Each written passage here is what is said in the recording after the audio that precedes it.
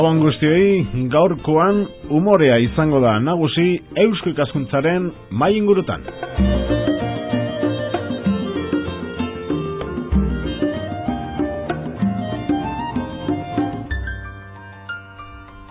Buenas noches y bienvenidos a una nueva tertulia de Eusko Ikaskuntza, Sociedad de Estudios Vascos en Radio Vitoria. Hoy con el humor como protagonista. El título que la Sociedad Eusko Ikaskuntza nos pone sobre la mesa es Saber reírse, el humor desde la antigüedad hasta nuestros días. Creo que tiene que ver con unas jornadas que se celebraron en la Facultad de Letras aquí en Vitoria-Gasteiz los días 6 y 7 de octubre. Estamos con dos invitadas que saben mucho sobre esas jornadas celebradas en la capital alavesa.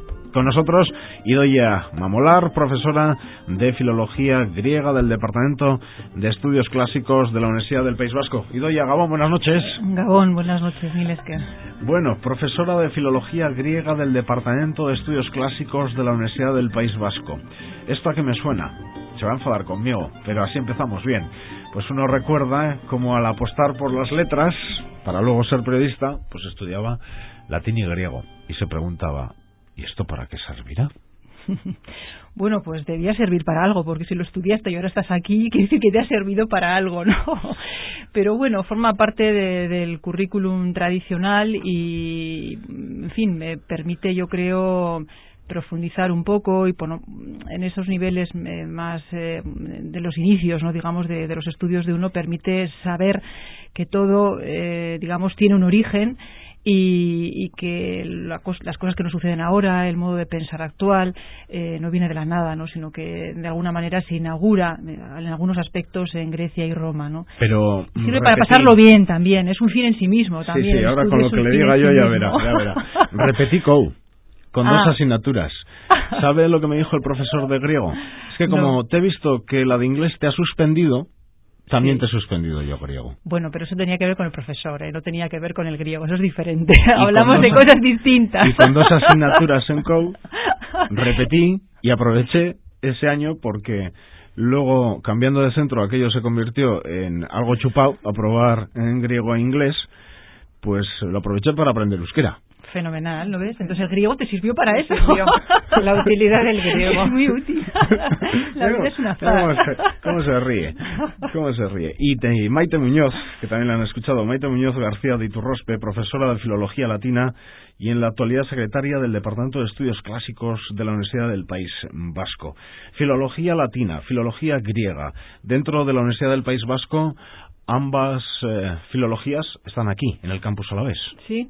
Gabón, buenas noches. Efectivamente, somos el centro de referencia para los estudios clásicos en Euskadi. Estudios clásicos. Un alumno que apuesta por estas filologías, aparte de un ámbito de investigación, un ámbito de intentar, siempre que quiera el alumno apostar por ello, pues ser profesor en la materia, ¿qué campos de trabajo existen dentro de estos estudios? Las áreas de conocimiento que ofrecemos en nuestro Departamento de Estudios Clásicos son, de hecho, no son solo Filología Griega y Filología Latina, que somos nosotras, parte de esas áreas, sino que son, ya digo, como decía, 6. Filología Griega, Filología Latina, Historia Antigua, que es un pilar fundamental para nuestros estudios y gran parte de nuestros estudiantes proceden de ese campo. Lingüística indoeuropea, que se remontaría todavía más atrás a los orígenes de nuestras lenguas clásicas. Filología eslava, estas son dos últimas incorporaciones, Filología eslava y estudios árabes e islámicos. Esas son las patas, los pilares de estos estudios clásicos. Y bueno, todo esto como unirlo con unas jornadas que ustedes titulan Saber reírse, el humor desde la antigüedad hasta nuestros días. ¿Cómo les dio por esto? ¿Cómo se puede casar los estudios clásicos con el humor? Está diciendo Maite, muy fácil. Sí, esto fácil. Es muy fácil. Además, parecen unos estudios como muy serios y alguno puede pensar, o qué interesante, y otro, qué tocho. ¿Cómo ustedes dicen el humor? Bueno, hay que decir que estas jornadas se enmarcan dentro de un proyecto de investigación que se ha renovado durante 6 años, en 3 ediciones sucesivas, financiado por la Universidad del País Vasco, y es un estudio de investigación en el que participamos diferentes compañeros y compañeras de nuestra facultad, concretamente el Departamento de Estudios Clásicos, y este estudio se centra en el humor en la literatura griega antigua. Entonces, es de ahí de donde arrancan estas jornadas. Es su tercera edición, ha habido dos ediciones anteriores, salieron muy bien y por eso nos animamos a organizar una tercera edición. Y quisimos, como he dicho antes, para antes de empezar el programa, ¿no?, para que tuviera una difusión mayor, para enriquecer también el propio contenido de las jornadas y nuestros propios conocimientos, ponernos en contacto con otras personas que tratan también el humor, pero en ámbitos culturales distintos. Quisimos ampliarlas, darles un carácter más abierto de lo que habían tenido anteriormente, y de ahí ese saber reírse, el humor desde la antigüedad hasta nuestros días, ¿no? Nos ha parecido que la antigüedad en sí misma, la antigüedad, el mundo clásico en sí mismo es enriquecedor por sí mismo, pero también cuando uno sigue una trayectoria y cuando uno puede comparar ese mundo clásico con lo que ha venido posteriormente, ¿no? Y me parece que son visiones complementarias, campos complementarios, y ya digo, basándonos en esta premisa, pues nos pareció interesante ampliar ese ámbito, ¿no?, de las jornadas. Maite. Sí, de hecho, estas jornadas y otras precedentes inciden, organizadas también por nuestro departamento, inciden en este subtítulo de desde la antigüedad hasta nuestros días, porque pretendemos siempre, sobre todo en estos años de crisis de las humanidades, pretendemos que la revisión del mundo antiguo que proponemos sea especialmente provechosa, eficaz, y a la vez que nosotros aprendamos de otras perspectivas y análisis que no siempre nos son cercanas, ¿no? En este caso, por ejemplo, gracias a estas jornadas hemos conocido nuevos filósofos, especialistas en cine como Kepa Sojo, en fin, es una manera de abrirnos y de que a la vez nos conozcan, ¿no? Y así ha habido otras jornadas sobre cine de romanos con muchísimo éxito, o sobre antiguos y modernos, o sobre los desastres de la guerra, por recordar tres de las últimas jornadas organizadas por nosotros, que somos más inquietos que lo que seguramente, creo, no equivocarme, era tu profesor de griego. Somos más inquietos, somos otra Saludos generación. para él, que es oyente de Radio Vitoria, y muchas gracias por esa aportación que hizo a mi vida en base a tener un año para estudiar y recuperar el euskera.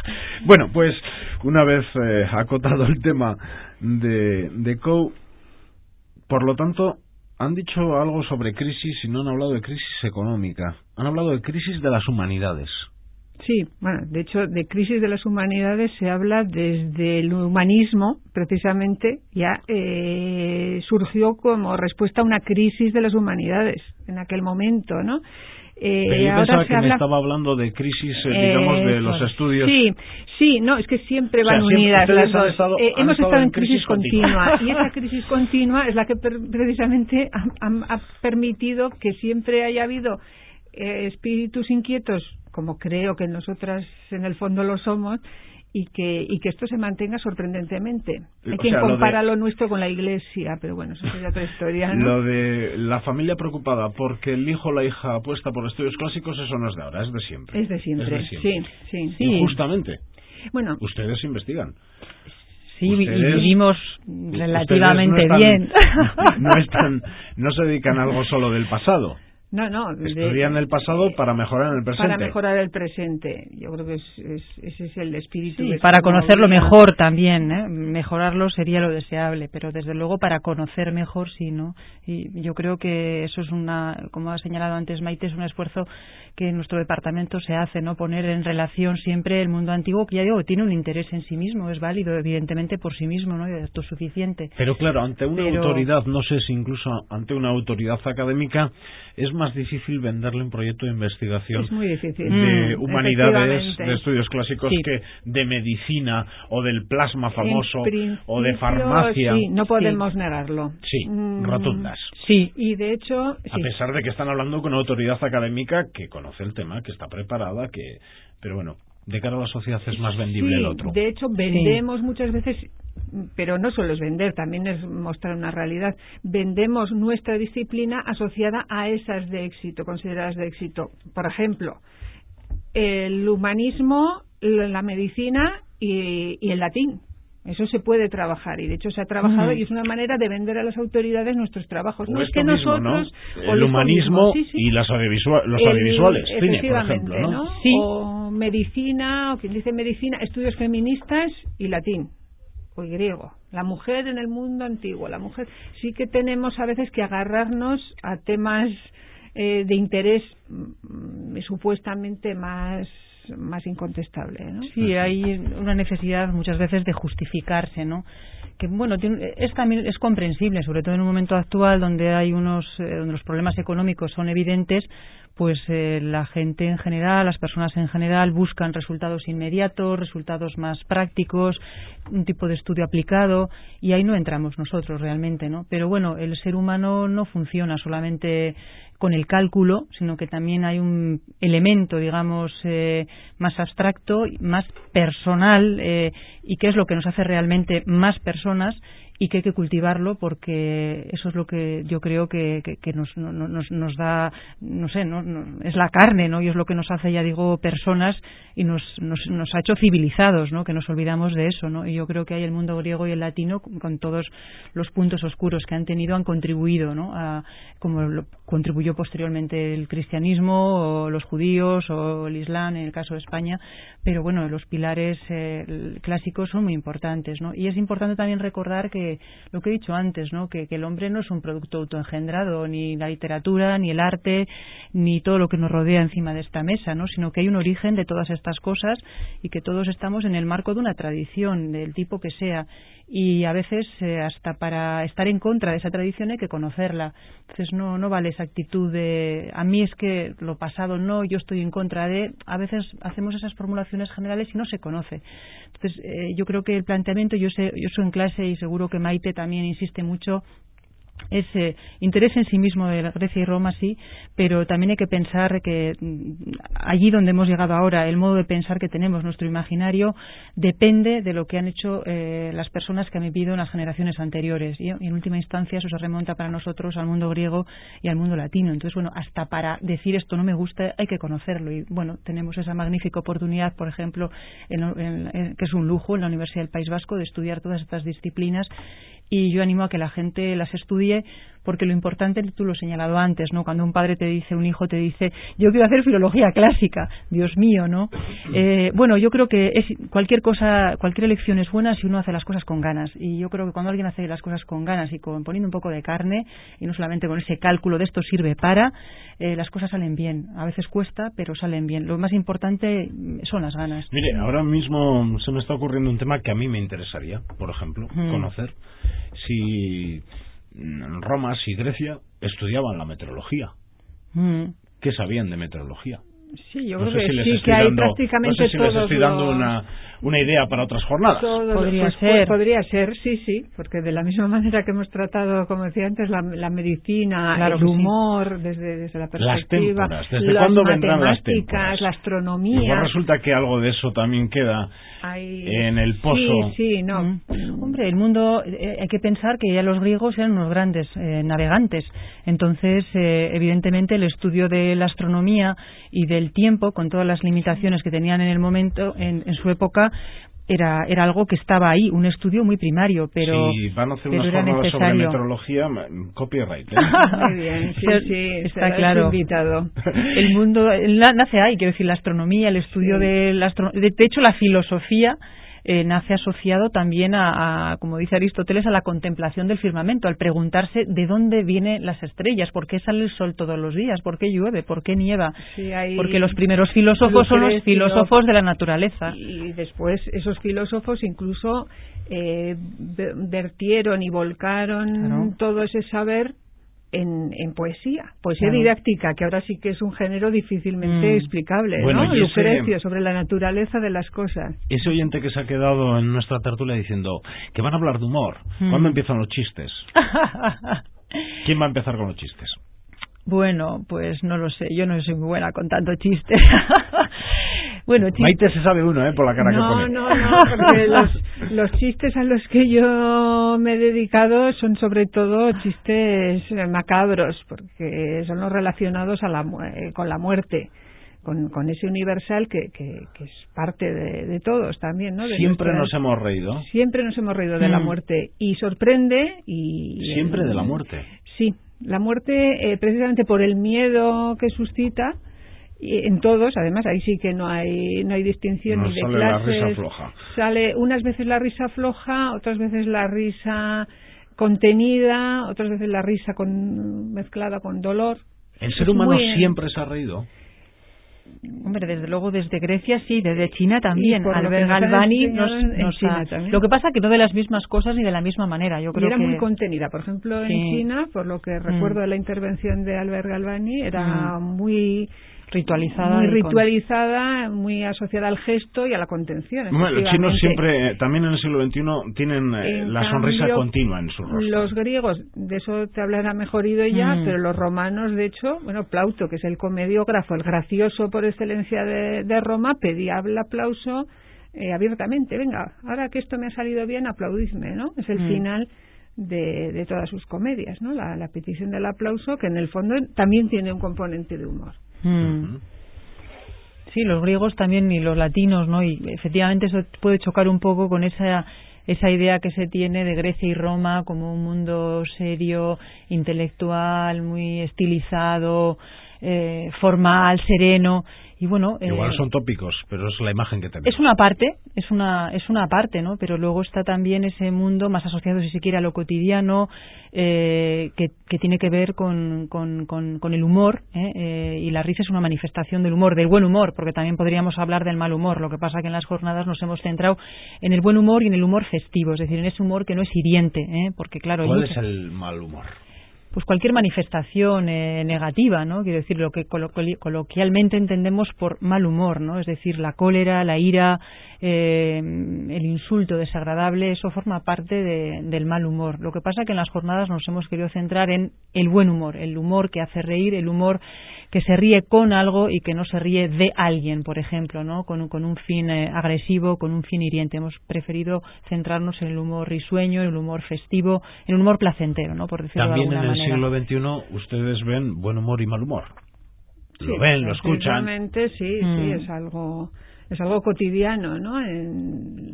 Tanto por la calle como por la calle, la tele. Clase política, efectivamente, ¿no? Las bromas el que amigo. a veces entre ellos, los amigos, efectivamente, sí.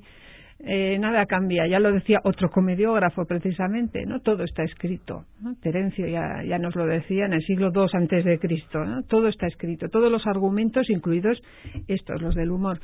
¿Qué ocurre? En parte sí que es cierto que tenemos una imagen más seria de la antigüedad, porque la literatura que nos ha llegado solo es una mínima parte de lo que se escribió. La mayoría de los géneros populares se perdieron por el camino.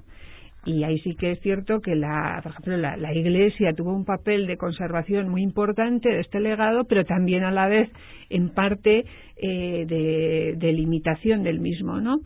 Es el tema, por ejemplo, ¿no? Que ya surgen, que todavía en el siglo XX lo utiliza Umberto Eco y que surge a partir de la antigüedad clásica, ¿no? La imagen, lo recordaréis, del bibliotecario, ¿no? Jorge de Burgos, en El nombre de la novela, y posteriormente en la película de la adaptación cinematográfica, ¿no? Que intenta destruir ese libro sobre la comedia, sobre la risa de Aristóteles. 15 especialistas. ¿Qué personas estuvieron en esas jornadas? Antes ha salido por ahí el nombre de ¿Qué pasó, Ojo, por ejemplo? Bueno, estuvieron gente, esta vez han venido invitados, la verdad, muy variados. Hubo, por una parte, compañeros y compañeras de la Facultad de Letras. Mayormente mayormente no, yo creo que todos éramos investigadores, profesores de universidad, yo creo que sí, ¿no?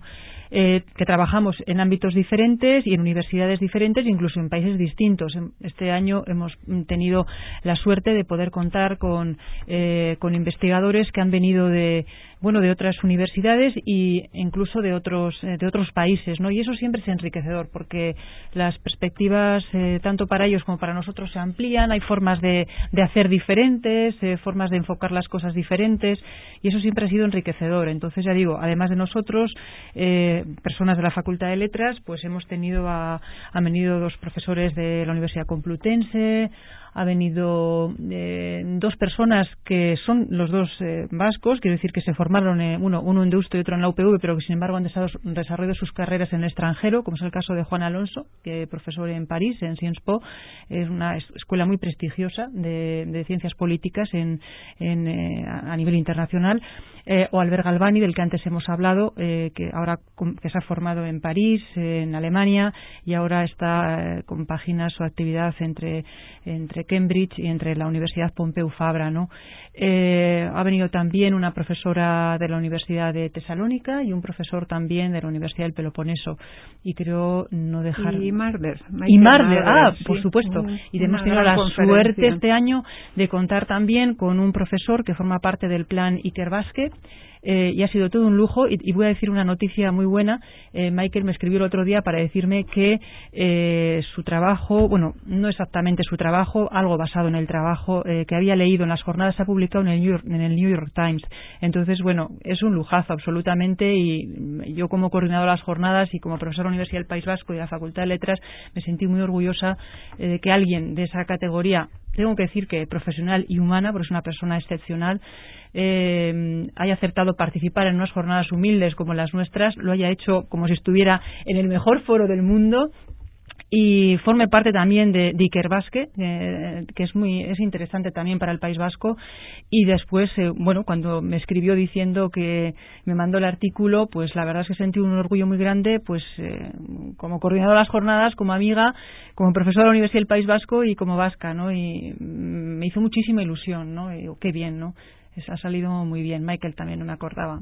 Sí, precisamente, claro, su conferencia fue una de las más comentadas, en el sentido que fue de las que más debate suscitó a posteriori, y la razón es clara, porque él habló del humor y la crisis. Algo de lo que la palabra que ya nos ha surgido antes. Él partía de la hipótesis, si no recuerdo mal, de que el humor surge siempre como una respuesta a una crisis, como reacción ante un desgarrón o algo similar entre el sujeto y su realidad social. Más crisis, más ingenio, más humor. Sí, más o menos y lo ilustraba además con ejemplos de Estados Unidos, cuyo humor se quedó también de manifiesto diferente. Que es muy diferente, pero igualmente dada, y se vio en la respuesta del público, de los asistentes, igualmente eficaz. ¿Hay culturas más serias que otras? Porque alguien puede pensar, a mí el humor inglés no me gusta. Hombre, es diferente, ¿no? La verdad es que, hombre, yo creo que, por ejemplo, hay algo de cierto cuando se habla de que en general el hombre o la mujer o el Mediterráneo es diferente, por ejemplo. ¿Andaluces, ¿no? O vascos? Es diferente, es un tipo de humor distinto, ¿no? Yo creo que el nuestro es más irónico, ¿no? En el País Vasco tenemos un humor más irónico, menos explosivo, menos ruidoso. Y probablemente en Andalucía es un humor mucho más evidente, ¿no? Que se muestra más, es mucho más abierto, sí, seguramente, ¿no? Mira, también el nuestro es más de una segunda lectura, menos directo. Más irónico, sí, es que la ironía es una forma de humor directo. sutil, sí, es una forma, sí, somos más contenidos en general, ¿no? Bueno, somos medio mediterráneo, miramos más al norte, ¿no? Sí, miramos más. Es diferente, según se avanza hacia el norte es cierto que el tipo de humor es diferente, ¿no? Y en general yo creo que el hombre mediterráneo es un poquito distinto, hombre, luego siempre hay excepciones, ¿no?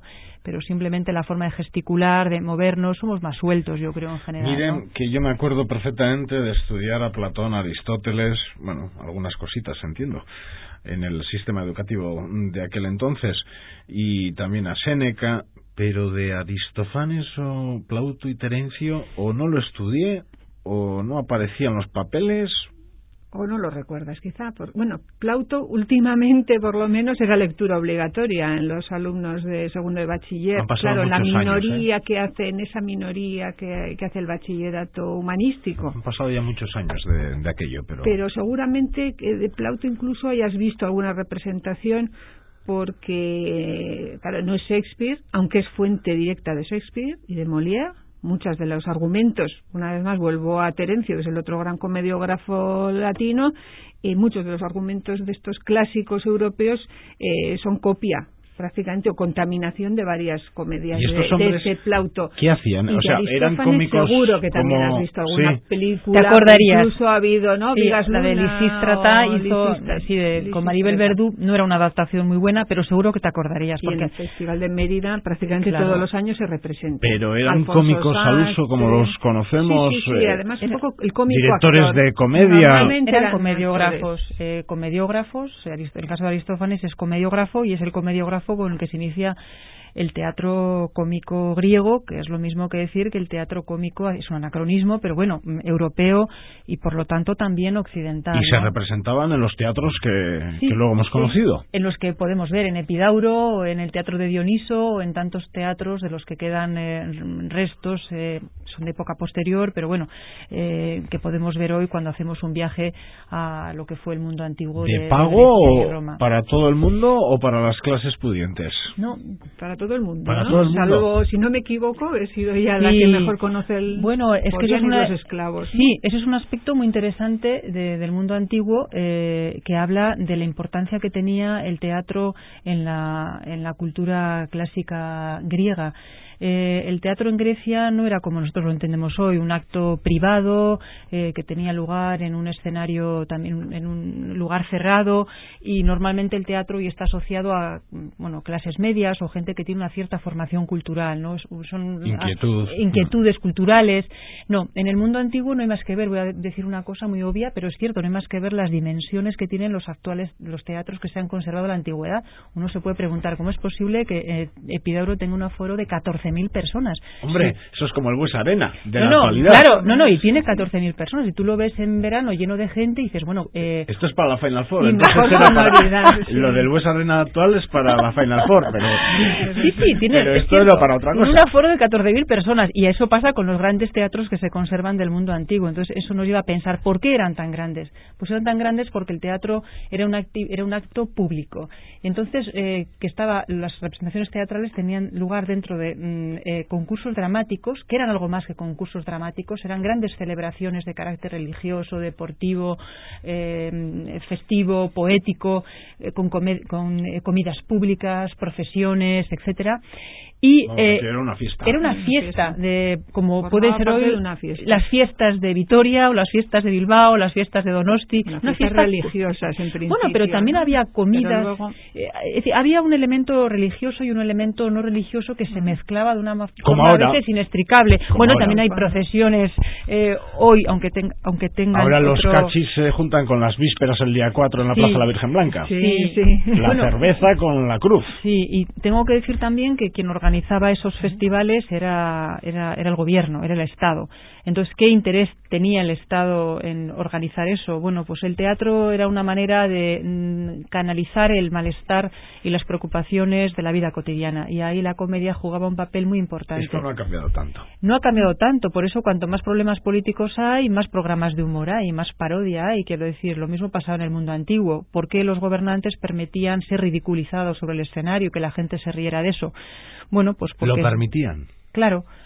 Por eso te digo que Aristófanes no habrás visto, porque está lleno de obscenidades, de insultos, y yo creo que eso habría quedado grabado de alguna manera. Es cierto, porque se permitía ese hablar obsceno, esa ridiculización, esa parodia, esa caricatura de los personajes públicos. Me imagino al pueblo riéndose a carcajada. Sí. Era una risa carnavalesca, con una función similar a la que tiene el carnaval hoy. Es decir, te crean la ilusión durante unos días, que duraba el festival, los días que duraba el festival, de que puedes reírte absolutamente de todo, que luego lo orden y ya te pondrán luego en su sitio cuando se termina.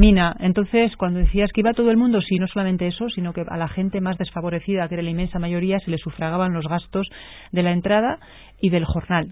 No ven, ya acudían mujeres y esclavos. Cada vez me está gustando más Grecia y Roma. Claro. Sí, esto no lo sabía. Eso fue el profesor.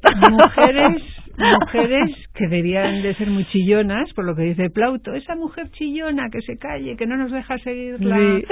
Son esos pequeños guiños. Y tenían segundas... Bueno, ¿cómo no van a tener segundas lecturas? Si eran una crítica también al sistema, ¿no? sí, además una crítica muy abierta, ¿no? Sí, era una crítica muy abierta, pero al mismo tiempo el sistema no cambiaba. Lo que pasa que también el permitir que uno se rían de él, aunque hay un mecanismo de control, es decir, es una permisividad hasta cierto punto, también es una advertencia. Es decir, cuando permites que alguien haga algo, tú intentas poner los límites, pero sabes que aquello puede estallar. Entonces, bueno, es un juego, ¿no?, entre aquel que se ríe y aquel que permite que se digan ciertas cosas, ¿no?, aunque sea con cierta censura, ¿no? Pero era una risa abierta, abiertísima, y no solamente una risa, porque no era una risa sin finalidad, era una risa que busca la reflexión, ¿no? Y eso era el teatro, desde luego, en el mundo antiguo. Que era ¿Teatro y literatura también o diferente? La literatura es más por la censura.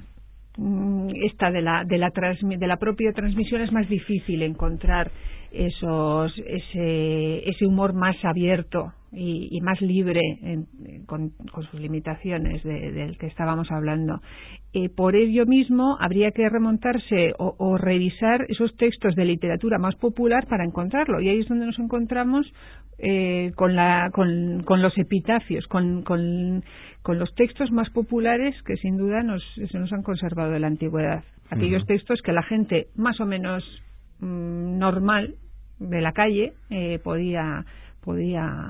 Esto es lo suyo, la alegría de vivir en los epitafios clásicos. Efectivamente, he llevado el tema a mi terreno, que es en el que más cómoda me siento. A ver, ¿qué es un epitafio? ¿Qué es un epitafio clásico? ¿Y qué es esto de la alegría de vivir en ellos? Bueno, un epitafio es algo que está escrito sobre algo.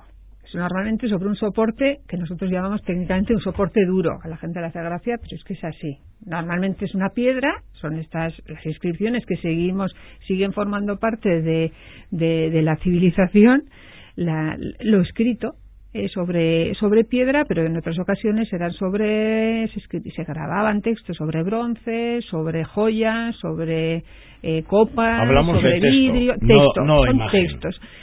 Textos, buena pregunta, textos asociados a imagen, porque muchas veces precisamente los epitafios aunaban los dos elementos, un retrato de la familia o del difunto o de una escena de vida cotidiana en la parte superior por lo general y en la parte inferior del texto. Es un poco como nuestras fotos y los pie de fotos correspondientes.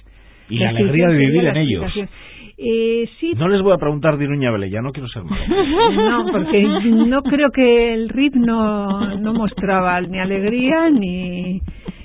Bueno, nada, no mostraba nada. Eso es cuestión también de la Iglesia. Pero ¿por qué ha titulado? Es una cuestión religiosa. ¿Por qué ha titulado así su intervención en las terceras jornadas?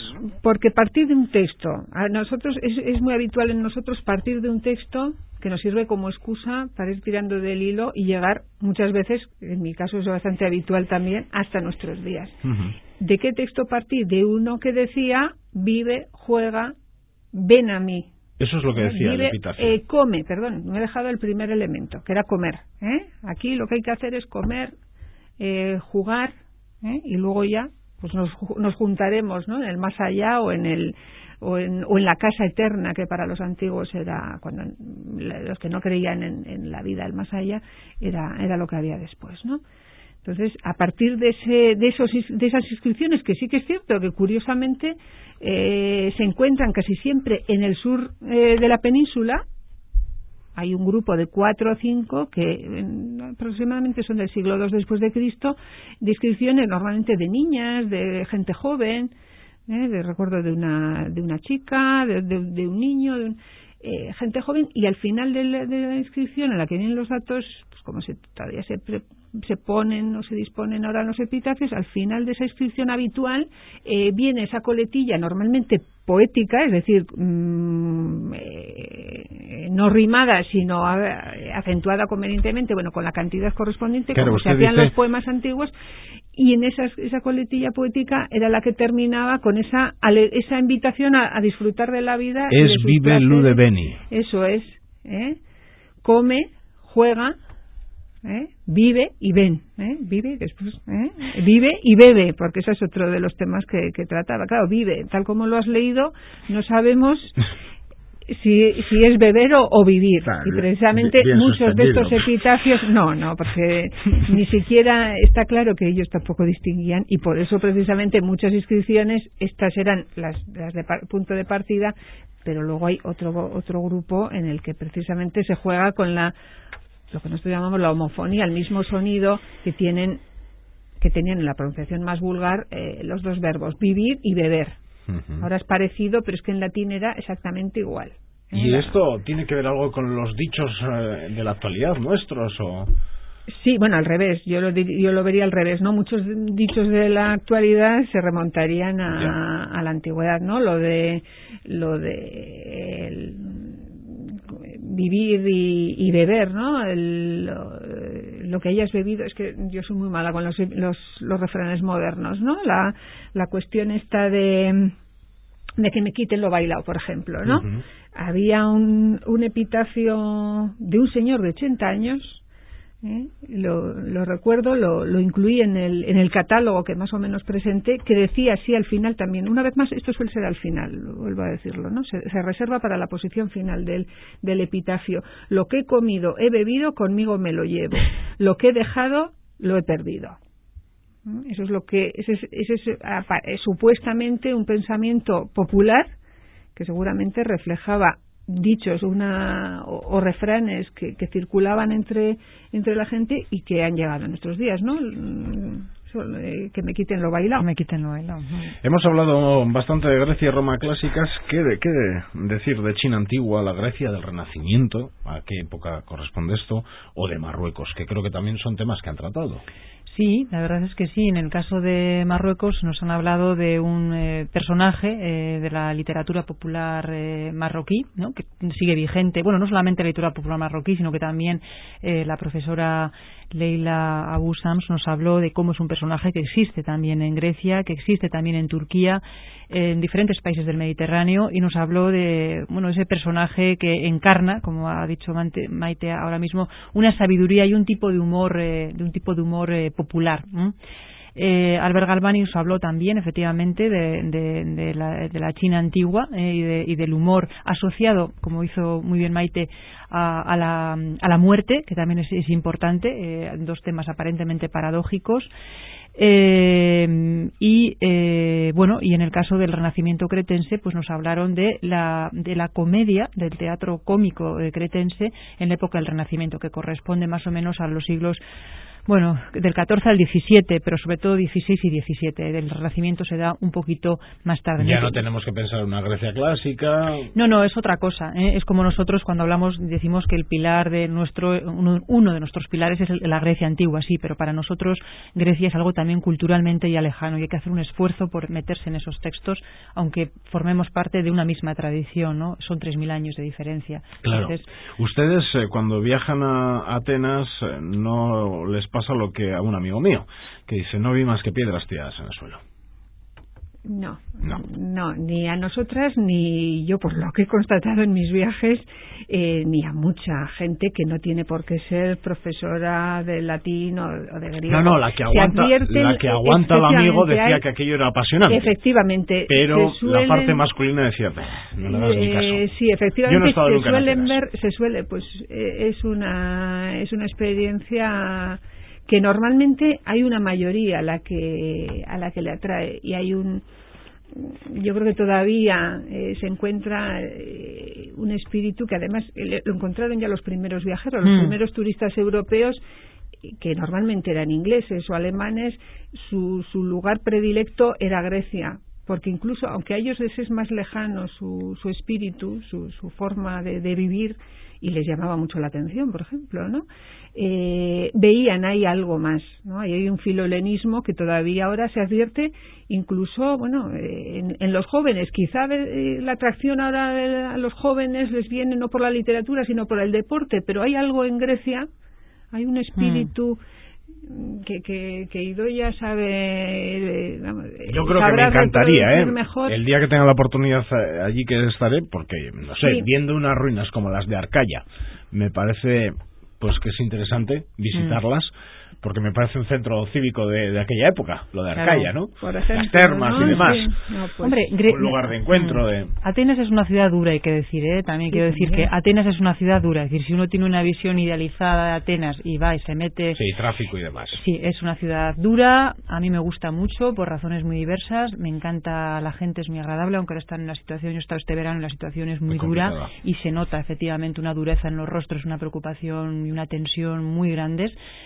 Entonces, bueno, igual ahora no es el momento mejor si uno quiere, ponerse en contacto con el mundo antiguo, pues igual ha habido otros momentos mejores y habrá otros mejores, o es un buen momento. Yo he ido y estuve muy muy contenta de encontrarme allí, pero bueno, reconozco que es un momento tenso. Atenas, pues es una ciudad dura, hay que decir, a mí me gusta muchísimo, pero no tiene nada que ver con la belleza externa, con lo estético, tiene que ver con otras cosas, como apuntaba Maite. Y yo creo que aunque la ciudad es dura, hay rincones maravillosos. ¿Y a ellos les queda algo de lo que ha sido una civilización tan importante como la griega? ¿Ellos mantienen...? Pues mira, yo creo que hay una cosa que me parece que es fundamental y es un pueblo, el griego, muy informado acerca de lo que pasa. Hay que pensar que tiene una tradición, es una cultura de navegantes ya desde época micénica, y tienen un conocimiento del exterior, de la política internacional, absolutamente impresionante. Y eso es cierto. Y no solo un profesor de universidad, lo digo con todos mis respetos, los taxistas, es impresionante lo que saben. Saben manejarse coloquialmente, sí, en varias lenguas, porque hay marineros que han estado y te hablan, conocen, intentan por lo menos. Sí. Está la manera de ponerse en contacto, de acercarse empatía a nosotros, tienen. Que yo creo, a pesar de la dificultad y las dificultades, hacen un esfuerzo y atienden al viajero de generación en generación como no se atiende en lugares más espectaculares. No se vaya la monumentalidad de París o de Viena, pero el que busca algo más, y desde luego saliendo ya de Atenas los paisajes ya impresionan, y quizá haya gente que no vea más que la piedra y haya gente que se explique pues la importancia que tuvo que tener, pues yo que sé, en Delfos, Olimpia, o son lugares que impresionan per se, ¿no? El marco, la geografía, no hace falta leer el texto. Sí, yo creo que sí que tienen esa la literatura gente para entender. Sí, es gente muy informada, y luego el diálogo, eso es algo fabuloso. Y yo creo hay que perderse, ¿verdad? Sí, hay que perderse. El diálogo. Aquí no estamos acostumbrados al diálogo de verdad, al diálogo que igual no lleva a ninguna parte, sino simplemente a poner de manifiesto tu opinión que no tiene por qué coincidir con la del otro. Eso está extendidísimo. Y son dos elementos muy importantes que yo creo que sí que es una herencia muy clara del mundo antiguo. Esa observación, son muy observadores, y lo que decía Maite es verdad, ¿no? Lo de los taxistas, o del euskera, el Baskonia, el Atlético de Bilbao, el deporte. Sí, porque yo una vez estuve en Bilbao y fui a ver al Atlético. Cachicaris, el entrenador de... Bueno, efectivamente, esto no es una broma, esto es cierto. O sea, es algo absolutamente... Y a mí me parece apasionante, a mí me gusta muchísimo el país, y sí que recomiendo a la gente que vaya, porque la gente, ya digo que la situación no es dura. Hombre, Atenas es especialmente duro en este momento, pero tiene cosas y rincones maravillosos. Y bueno, recomiendo ir a ver la Acrópolis, pero recomiendo especialmente verla desde Filopapo, que es la colina que está enfrente, que no es un sitio muy conocido, pero la visión es maravillosa. Y ya que estás, yo que sé, perderse por Monastiraki, o perderse por el Ágora, o viajar hasta Sunion, que está solo a 60 kilómetros, pues son sitios maravillosos, de verdad. Y lo de la visión de la Acrópolis desde Filopapo es maravillosa. Y también recomiendo ver el nuevo museo de la Acrópolis. Es algo espectacular. Ojalá que sean capaces de levantarse, aunque lo tienen realmente complicado. Bueno, y que les dejen también. También, porque claro, con las condiciones que se les pone, claro, así cualquiera, ¿no? Sobre la mesa, a ver quién se levanta, ¿no? Yo creo que es un momento también bueno para... Ha llegado un momento que Papandreou ha tenido que decir, no podemos más. O sea, ya podéis decir, H, que nosotros nos tenemos que quedar en F, no podemos más. Se está convirtiendo en una figura trágica, ¿no? Sí, ayer mismo veía una imagen de un abrazo de no sé qué máximo responsable de qué país a Papandreou, parecía pues eso, un funeral. Sí, un funeral. Y yo quiero también, decir que es gente muy trabajadora, que es un problema organizativo, de sistema también de país, que no... no es un país europeo moderno. Una historia muy dura, cuidado. Muy dura, sí, muy dura. Es decir, siempre han estado en manos de, muy desconocida en para manos nosotros. Y quiero decir que es un país de gente muy trabajadora. Yo este verano he estado tanto en una Cíclada como en Atenas, y la verdad es que es gente muy amable, es gente muy trabajadora y que se desviven con los turistas, y ya no te digo si hablas un poquito de griego, como es nuestro caso. O sea, es fabuloso. Y atienden bien a todo el mundo, ¿no? A los que los están achicharrando ahora económicamente, que eran la inmensa mayoría de los turistas, les atienden con un cariño y un gusto y unas ganas impresionantes. Entonces, bueno, yo quiero decir en su defensa que a veces es tan absolutamente negativo todo lo que se transmite, que parece que se ha llegado a esa situación por culpa de... Yo no sé si es por culpa de, pero desde luego la gente es muy trabajadora, es gente muy bien formada y gente que pone la carne en todo lo que hace. Y eso no se dice, pero eso es cierto, y no estoy idealizando. Por supuesto hay excepciones, pero si hablamos en general, yo creo que esta opinión es válida. 5 minutos para terminar. Woody Allen. No hemos dicho nada de Woody Allen. ¿Qué relación tiene Woody Allen con todo esto? Bueno, pues en mi caso yo hablé de una comedia de Woody Allen, Poderosa Afrodita, que es del año 1995, y es un experimento de Woody Allen, de uno de los muchos que lleva a cabo Woody Allen, donde introduce una tragedia griega dentro de una comedia. Entonces transcurre la acción en dos planos paralelos. Uno transcurre en Taormina, el teatro de Taormina en Sicilia. Es ahí donde transcurre la particular tragedia griega que él lleva a escena. Y luego, por otra parte, Nueva York, el escenario habitual de sus comedias. Y le sirve la tragedia para hacer humor y para hablar de los temas que realmente le preocupan a él, ¿no? Que son pues los de siempre, las relaciones personales, sobre todo las de pareja, la fatalidad, el azar y la inexistencia de Dios, ¿no?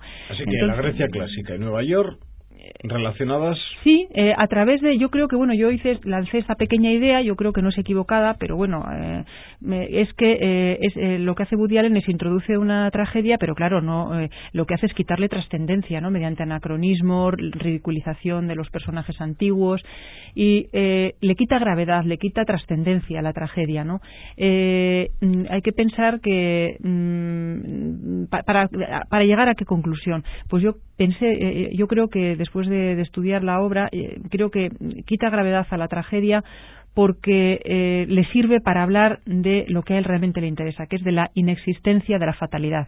Es decir, la tragedia antigua era la fatalidad, es decir, era un elemento definitorio de la tragedia antigua. Es decir, hagas lo que hagas, hay algo que se te escapa y eso es lo que te va a pasar. Y por supuesto la fatalidad asociada a un final funesto, ¿no? Como es el caso de Edipo Rey, ¿no? Que está también aquí parodiado, ¿no? En el caso de Woody Allen.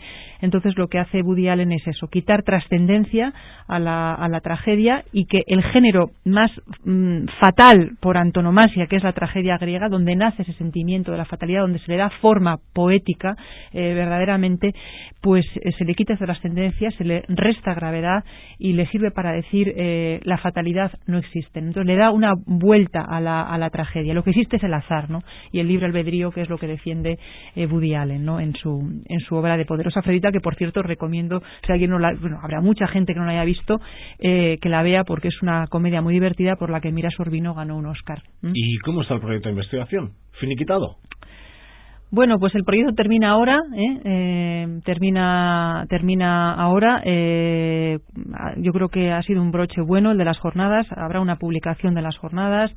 Y tengo que decir también que las jornadas, si alguien está interesado en ver las comunicaciones, se pueden ver en la mediateca de la UPV-HU. Si uno pone en Google, sin más, mediateca EHU, allí en octubre de 2011 aparecen nuestras jornadas y muchas otras actividades que se hacen en nuestra universidad y que están al alcance de, bueno, pues de muchas de ellas son abiertas para todo el mundo, y otras, dependiendo de la forma de grabarse, están restringidas solamente a los usuarios, ¿no? Alumnos y profesores, pero algunas de las conferencias eran abiertas, y si os apetece, pues yo os animo a que las veáis. Y el proyecto se termina ahora. Yo creo que han sido 6 años muy buenos de estas 3 ediciones, con sus 3 jornadas y sus 3 publicaciones. Esta la vamos a preparar. Hemos obtenido una ayuda del Ministerio para preparar una publicación. y estamos muy contentos, cansados, y de momento hemos decidido que lo vamos a dejar parado un poquito porque... Un poco sabático ahora. Sí, yo creo que hay que disfrutar de lo que ya se ha hecho y pensar otras formas nuevas y que quizá tengan que ver con lo mismo, pero no repetirnos. Yo creo que a veces, ¿no?, cuando algo sale medianamente bien, cabe la posibilidad de que uno empiece a repetirse, y yo creo que es bueno también, lo digo, lo que he dicho, ¿no?, disfrutar de lo no hecho. segundas partes. Bueno, y procurarlo. Luego es difícil, ¿eh? Cuando algo ha salido tendemos a repetirnos, ¿no? Pero bueno, si podemos darle otro aire, podría ser, ¿no? Pero bueno, ¿no? Sí. Meteorología, la astronomía. Ahora hace falta que nos concedan, ¿no?, la ayuda, porque hay que justificarlo todo perfectamente. No es fácil, son momentos complicados, para cualquier cosa, que nosotros todo lo hacemos con muchas ganas, la verdad, y con mucho cariño, pero luego la situación es complicada. Y aquí en el edificio Las Caray les dejan su huequecito. No, tenemos un pero si es un edificio de investigación. Está asociado a institutos. Nosotros tenemos Valentín de Foronda, unido estos son de historia. Nosotros tenemos en paralelo, por decirlo así, con el Departamento de Estudios Clásicos, contamos con el Instituto de Ciencias de la Antigüedad, que en la actualidad dirige el doctor Joaquín Gorrochategui. Pero tenemos un pequeño despacho, el Instituto de Ciencias de la Antigüedad tiene un pequeño despacho en el aulario de Las Nieves. Creemos que en el nuevo edificio de Humanidades, que está previsto para dentro de 2 o 3 años, sí que tengamos unos espacios un poco más amplios, entre otras cosas, para poder realizar a gusto este tipo de encuentros. Aun y todo, siempre contamos, evidentemente, y hasta la fecha y en adelante sabemos que eso, ahí no vamos a tener crisis. Contamos con la Facultad de Letras y su apoyo, ¿no?, para las actividades, pero bueno, no estaría de más. Y nos dejan vivir. Sí, la verdad es que es complicado, ¿no? Pero bueno, yo sí que quiero animar a la gente a que sepa que los griegos y los romanos existían, que también se reían, y que hay un mundo apasionante, y que, aunque sea simplemente como turista, que no es poco, acercarse a Grecia y a Roma, pues es maravilloso, ¿no? Y que se puede combinar, ¿no?, el disfrute, ver piedras, que es verdad que es duro también, es duro, pero bueno, se puede combinar una visita a Atenas con una visita a las Cícladas o una visita a Roma, ¿no?, que es ciudad, también combinarlo con alguna localidad costera maravillosa, ¿no?, que a veces se da también esa combinación de arte, ¿no?, historia con diversión, ¿no?, y combinar esas dos cosas es maravilloso. Idoia, Maite, hemos terminado. ¿Se les ha pasado rápido? Rapidísimo. Y muy bien, además. 52 minutos. Estupendo. Pues perfecto. A las 2, muchas gracias. Vale. Eskerrik asko. Eskerrik asko. Eta zuei badakizue. Datorren asteburuan beste gai bat. Hemen Eusko Ikaskuntzaren maingurutan. Aio.